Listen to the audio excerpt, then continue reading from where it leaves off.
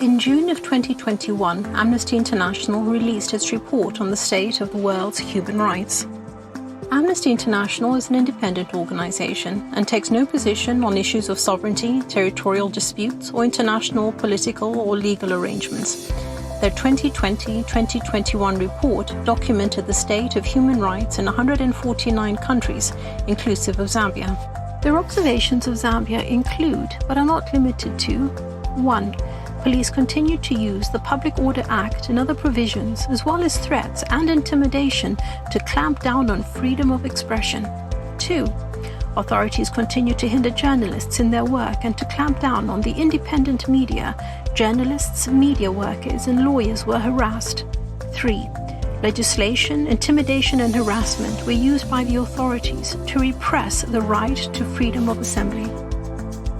In response to the report, the government of the Republic of Zambia released a statement to the media stating that they categorically dispute the alleged findings of the Amnesty International. The people of Zambia are free to criticize public officials, while opposition parties are allowed to conduct public meetings in accordance with the law. It's imperative to utilize a data-driven approach of independent, internationally recognized, accurate data sources to either support or refute assessments such as the Amnesty International report of Zambia. The Ibrahim Index of African Governance, IIAG, is such a data source. It's internationally recognized.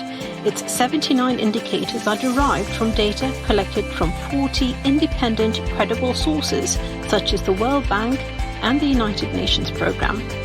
Published since 2007, IIAG measures and monitors governance performance in 54 African countries.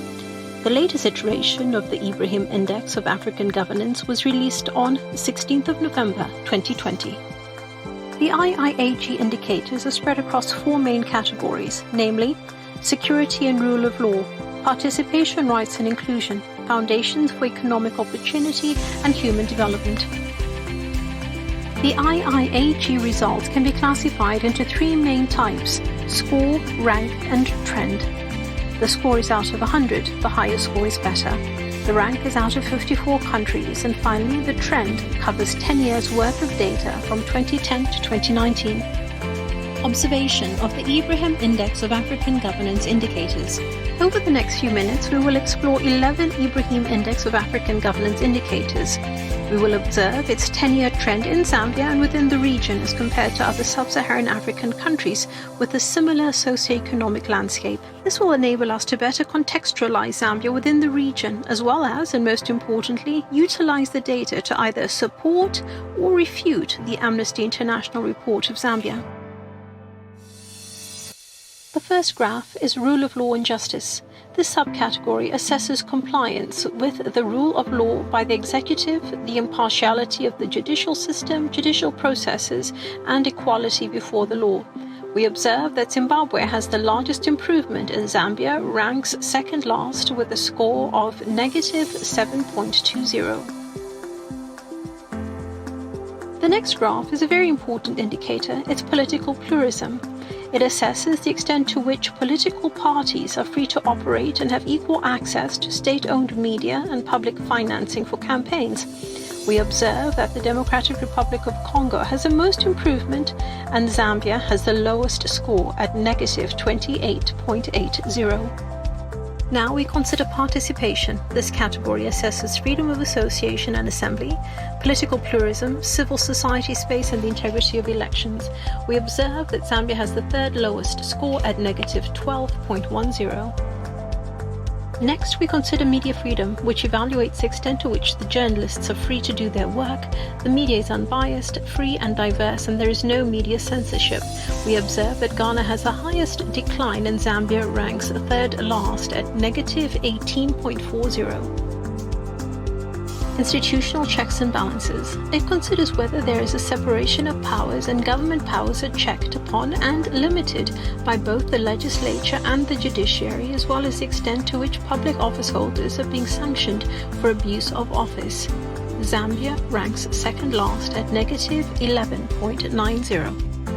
Next, we consider impartiality of the judicial system, based on independence of the courts, the autonomy of judges, and the appointment of judges. We observe that Rwanda has the highest and Zambia has declined at negative 4.10. Now we consider equal civil liberties. This is the extent to which the enjoyment of civil liberties are equal. We observe that Eswatini has the lowest trend at negative 17.40 and Zambia is third to the lowest at negative 5.90. Next, we consider democratic elections. This is defined as the extent to which elections are free and fair, and the extent to which election monitoring bodies are independent and fulfill their capacity, including for reporting. We observe the highest trend score is in Ghana, and Zambia is the second lowest. Next, we consider anti-corruption mechanisms. This assesses the extent to which there's an anti-corruption policy in place, contributing to the containment of corruption, and corruption allegations are being investigated.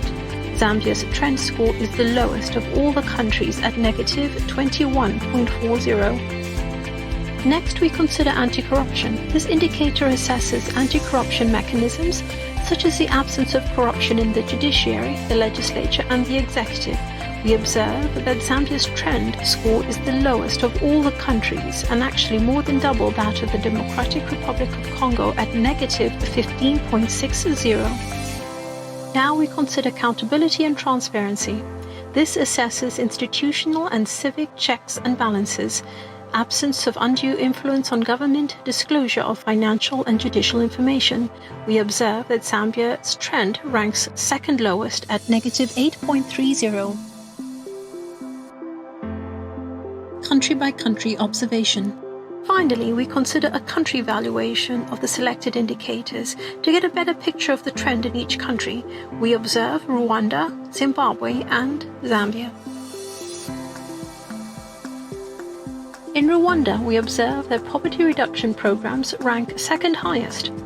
The Amnesty International report stated that, in January, the UN Committee on the Rights of the Child reviewed the government's report and commended Rwanda's progress in reducing poverty.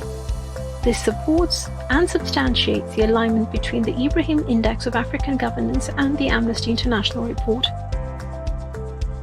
Next, we consider Zimbabwe. We observe a continued decline in media freedoms. This is Zimbabwe's lowest score.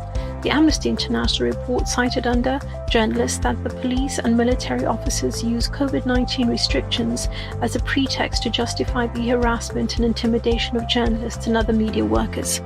This supports and substantiates the alignment between the Ibrahim Index of African Governance and the Amnesty International report. Finally, we consider Zambia. We observe a decline of all indicators, with political pluralism being the lowest. This indicator assesses the extent to which political parties are free to operate and have equal access to state-owned media and public financing for campaigns. The Amnesty International report cited that the Zambian authorities repressed the rights of freedom of expression, assembly and association. Journalists, media workers and lawyers were harassed. This supports and substantiates the alignment between the Ibrahim Index of African Governance and the Amnesty International report. In conclusion, we observe the qualitative data within the independent Ibrahim Index of African Governance does indeed support and align with the Amnesty International Report 2020-2021, which describes the state of the world's human rights.